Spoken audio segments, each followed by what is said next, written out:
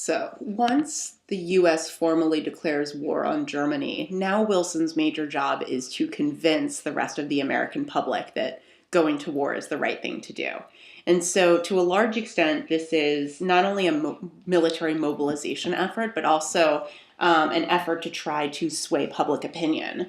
And so the Committee on Public Information was created, and Wilson appointed a man named George Creel to head it. So sometimes it's called the Creel Committee. And this committee was essentially promoting public support for the war. So George Creel enlists over 150,000 people to work for the Committee on Public Information to promote the war causes. The CPI published literature, it sponsored rallies that featured movie stars, and it used many other means to try to stir up patriotism. The CPI portrayed Americans as unified in a moral sense, that they were engaged in a crusade for peace and freedom. And what was even more effective was how the CPI depicted the enemy. So they very oftentimes depicted Germans as animalistic monsters and barbarians, as you can see on these posters on the left and right. And also, what's interesting is that because of the Committee on Public Information, increasingly people who might have originally been opposed to war, like progressives and intellectuals, actually start to identify more with Wilson's push to go to war. And this is because of Wilson's justification that the war was to defend democracy. Increasingly, people buy into this justification and feel like they truly are saving the world, saving everyone against the evil German brutes. You see suffragettes, so women who were trying to get the right to vote. Initially, they tended to be opposed to the war, but they start to rally behind the war effort. This is huge for them because after the war is over, Wilson, partially to reward female war effort, is going to support the ratification of the 19th Amendment, which gives women the right to vote. So because of the CPI and other organizations that are prompting increased enthusiasm for the war effort, only a small minority of anti-war citizens remain. The next step is, of course, getting soldiers to actually fight. And so in 1917, Congress passes a Selective Service Act, which issues a military draft. And so, of course, drafts are necessary to amass enough numbers in the military. And this draft was different from, say, the conscription in the Civil War, for example. If you remember from the Civil War, men could actually pay for a substitute to fight in their stead. So if they had $300, they could basically pay somebody to fight for them. This no longer existed with this Selective Service Act. So basically, you could make the argument that the draft was a little bit more even-handed and was not as discriminatory in an economic sense. The draft really didn't have much resistance against it, and the draft almost did more than it even needed to. You had tons of people, 10 million men registered for the draft. You also had many people who willingly enlisted without even getting drafted. 10 million men registering for the draft. Out of them, 3.8 ended up serving in the military. What's also interesting is that this was the first war where the United States actually screened would-be soldiers in a slightly more, organized way. They actually had military recruits undertake psychological and intelligence testings. These tests were called the Stanford-Binet tests.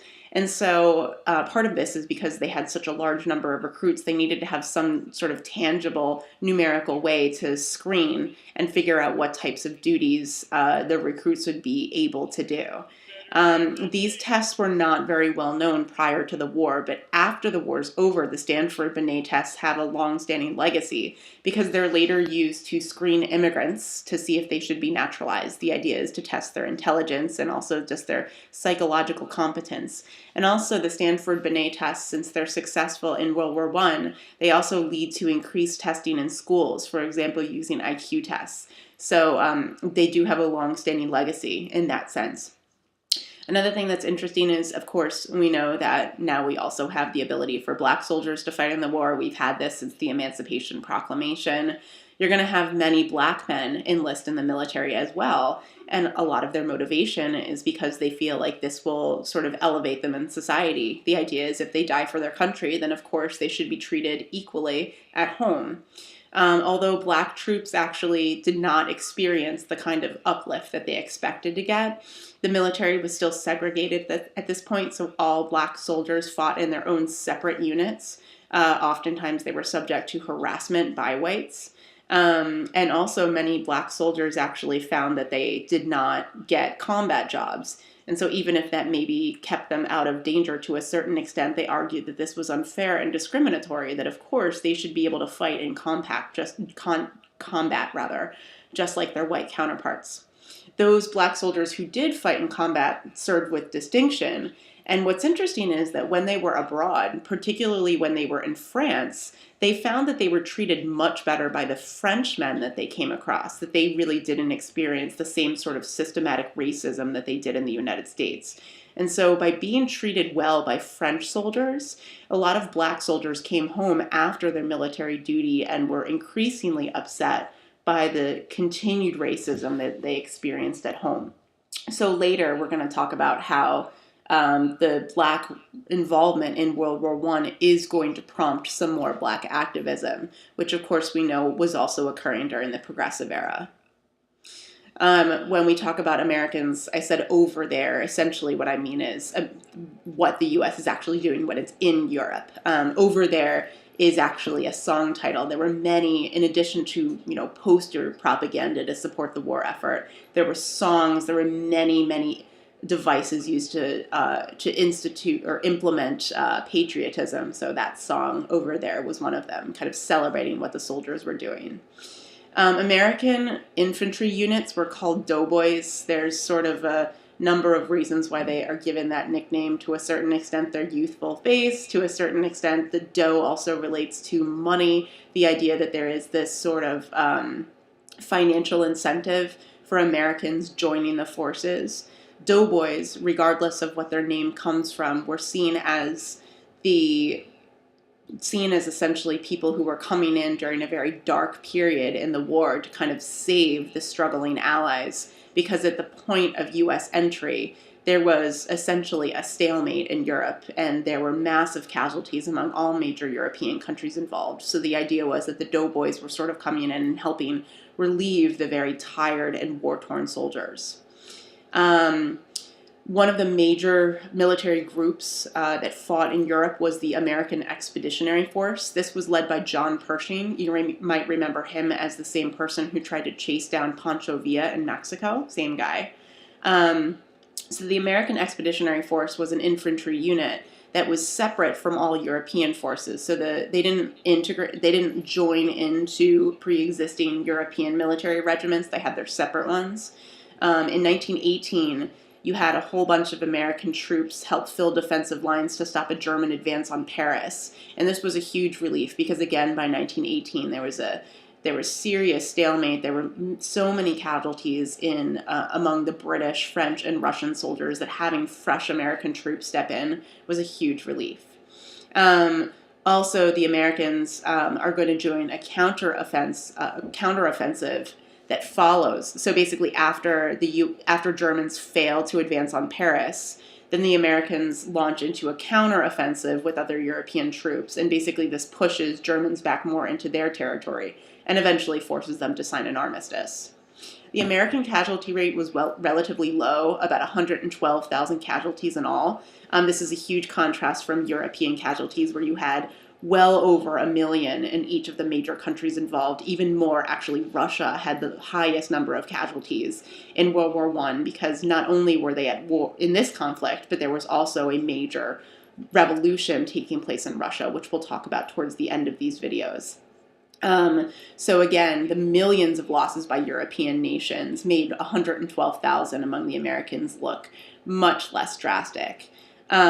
Europeans spent much more time in the trenches compared to Americans as well.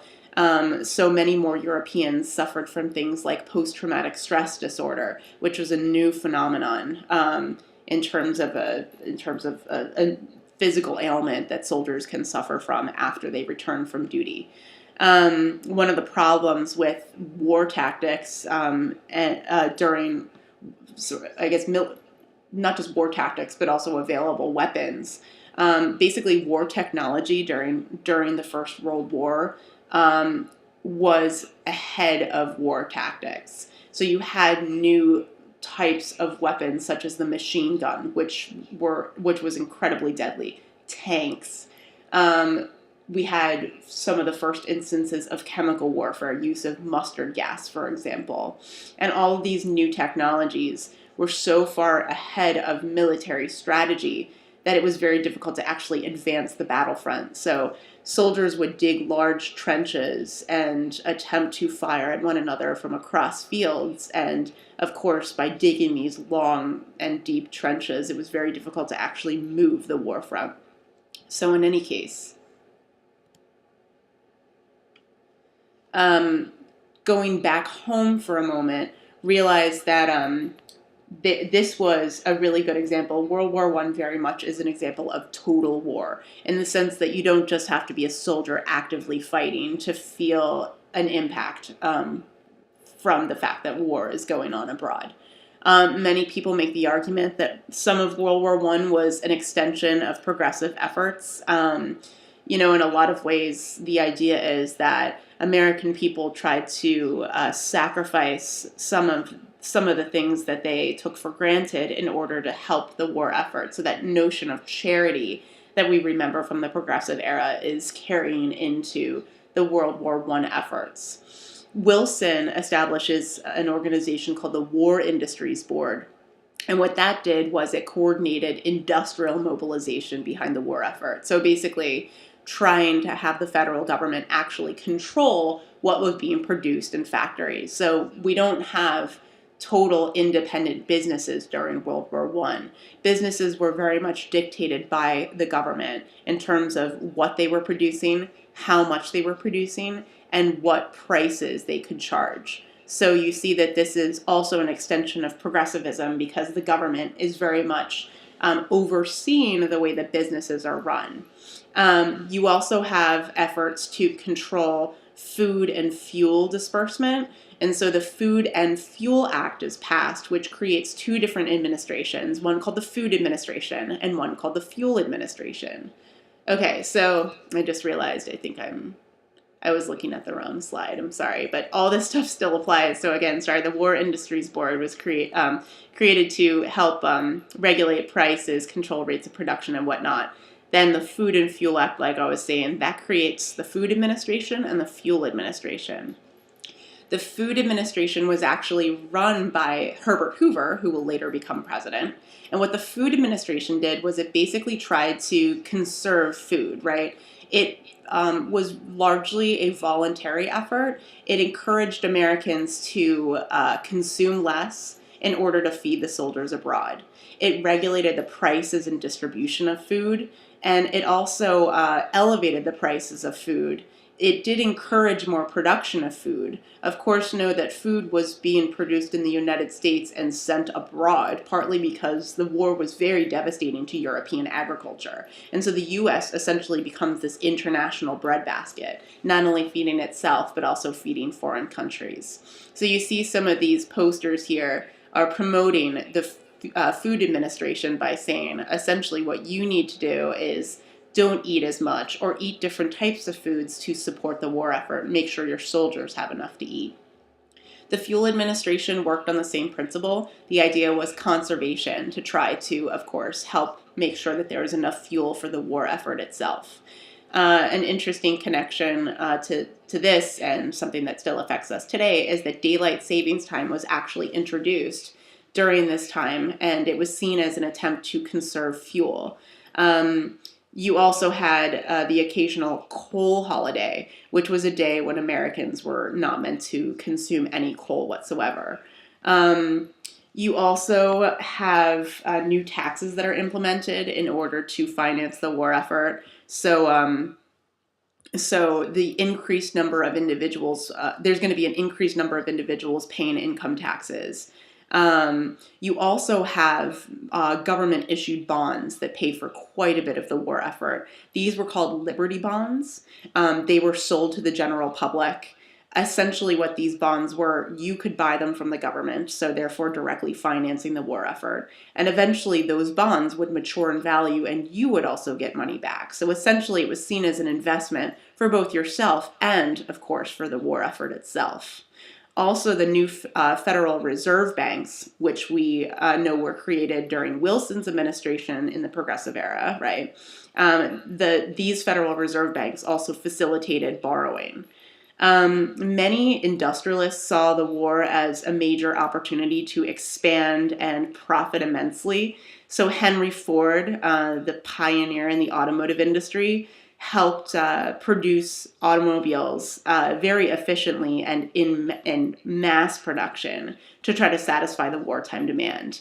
And of course, automobiles are going to become sort of the new American pastime in the 1920s.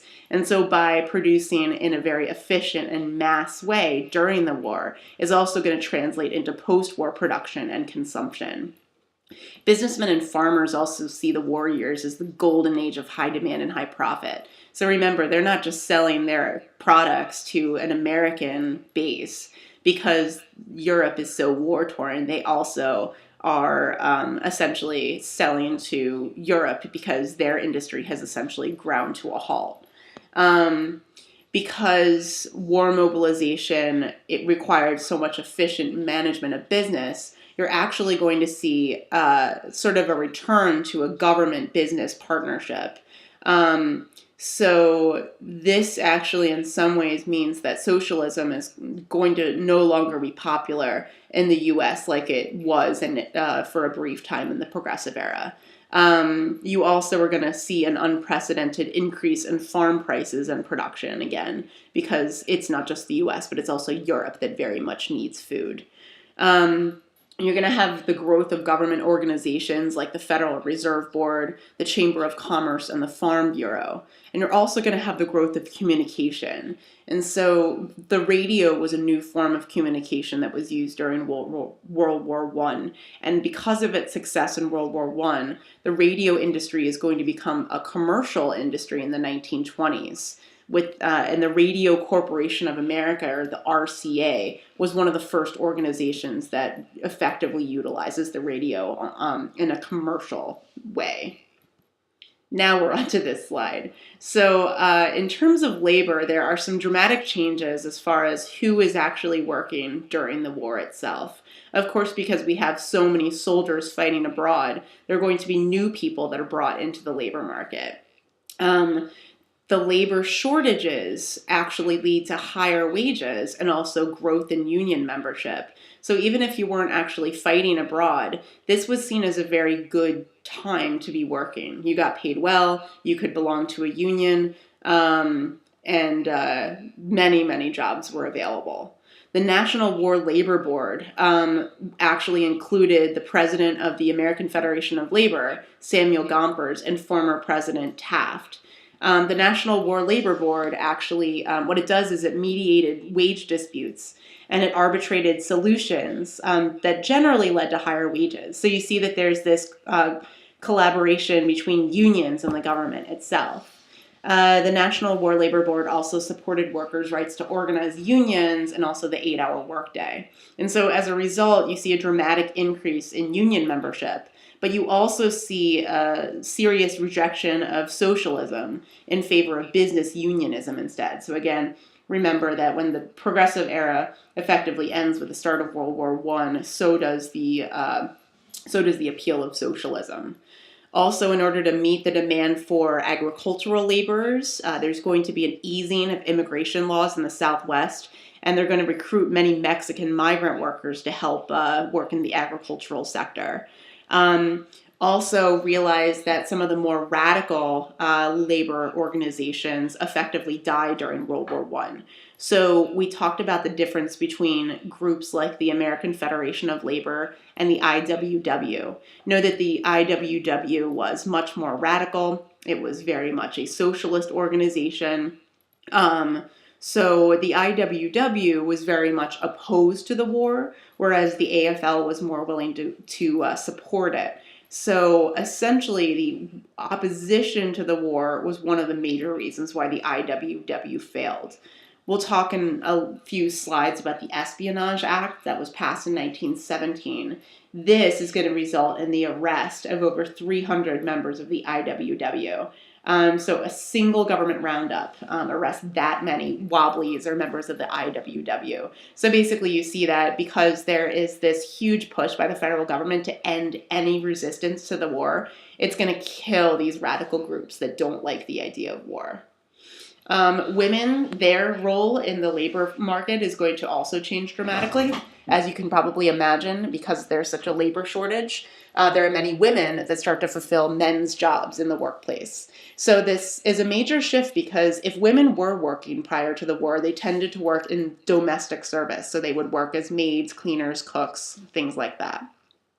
They're going to start to increasingly shift to industrial jobs, which pay much better. Now, they aren't paid as much as their male counterparts, but still, this was seen as a major opportunity for many women that they jumped on.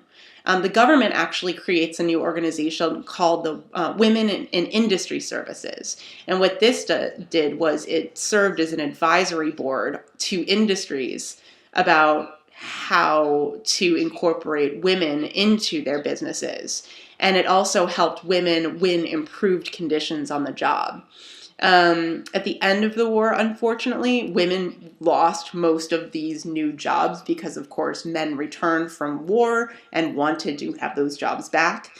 But there is a long-standing legacy because the Labor Department keeps its Women's Bureau well into peacetime. So even though there is a stagnation of women's progress in the job market, there still was at least the acknowledgement that women were able to occupy these different types of jobs.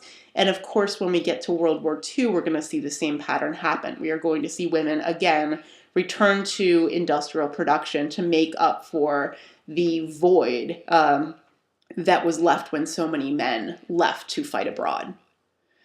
Another major accomplishment that women make during World War I is that they get the right to vote. So we've already talked about suffrage in a few other themes, so this is obviously familiar to us, but the war effort really significantly helps the women's suffrage campaign.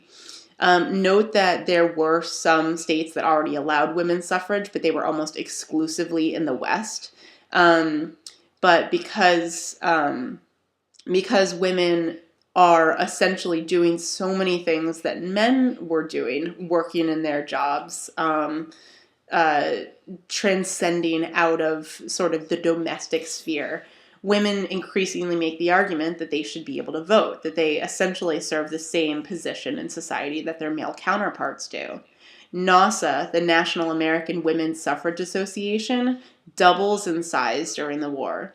And what's also interesting is that in the early stages of the war, you did have a lot of suffragettes oppose it, but they eventually rallied to support the war effort. And this is one of the major reasons why they get the right to vote.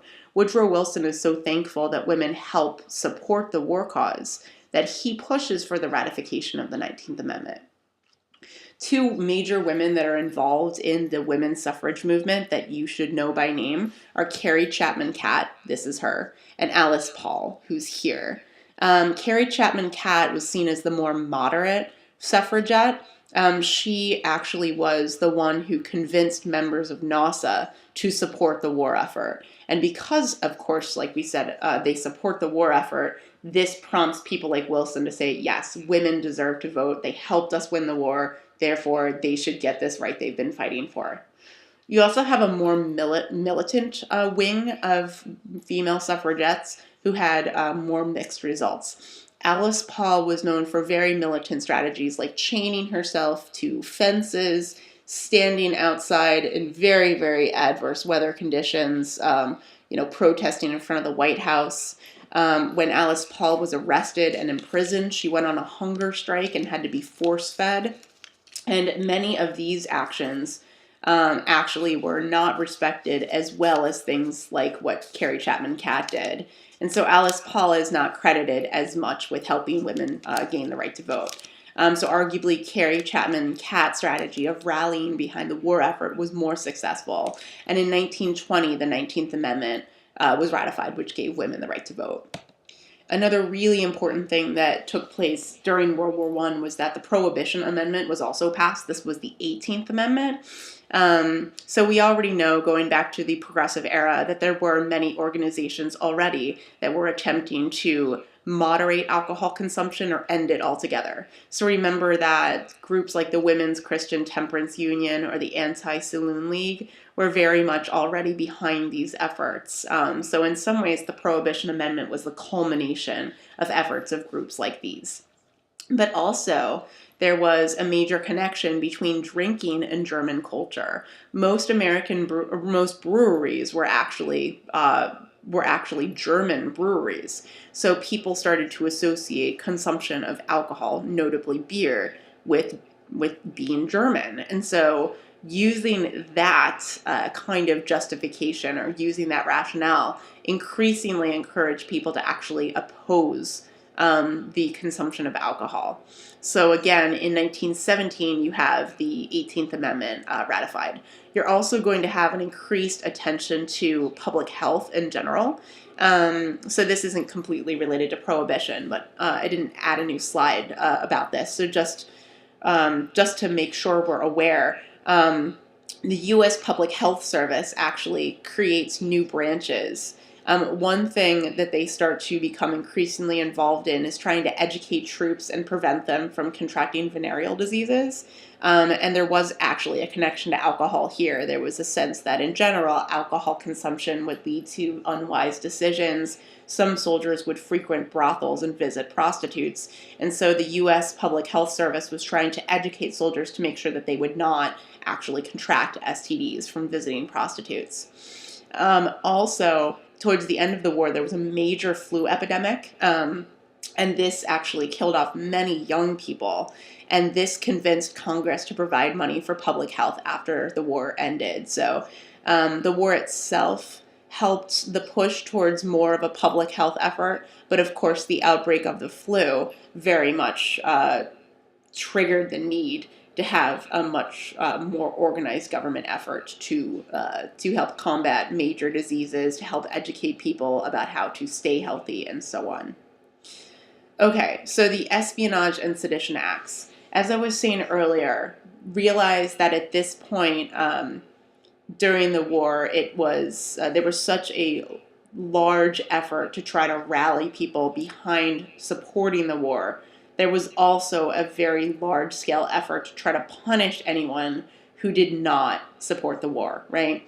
So this, in some ways, we could certainly compare to the Alien and Sedition Acts that took place in the late 18th century, which caused John Adams to become so unpopular and resulted in the Virginia and Kentucky Resolution. So continuity and change, we could certainly connect these two ideas. Why is it that during a time of international conflict, it seems like some people's civil liberties are limited, right? So the war escalated many pre-existing social tensions, and basically dissenters became incredibly unpopular. And these two acts essentially led to punishment for wartime dissent. The Espionage Act of 1917 issued penalties for anyone who was found guilty of aiding the enemy in any way. The Postmaster General actually could prohibit mail or publication that he thought was treasonous or dangerous from being circulated. And 45 different newspapers actually lost their mailing rights because they wrote questionable content in their newspapers. Also, the military intelligence field grew, and the Bureau of Intelligence, which later becomes the FBI, was created. And then we have the Sedition Act, which is very similar to the Sedition Act of 1788. Basically, it allowed the government to outlaw anti-war opposition. And so under the Sedition Act, you had over 2,000 people get arrested. Most of them were socialists and other anti-war radicals. And what's really interesting is that the Supreme Court actually upheld the constitutionality of the Sedition Act. One good example of that was that Eugene V. Debs, a prominent socialist leader and also 1912 socialist candidate for president, was arrested. And his arrest was actually upheld by the Supreme Court in a case called Abrams versus the United States. You also had the mobilization of 250,000 people to spy directly on their neighbors. So there was an effort to actually get other Americans to kind of conspire against would-be dissenters. And German culture in general was banned in public. So again, there was also a restriction of free expression during this period. This is a good time to stop video number 2. We'll start back up with a third one, and I'll get a chance to plug in my batteries, or plug in my laptop as well. So stay tuned for the next one.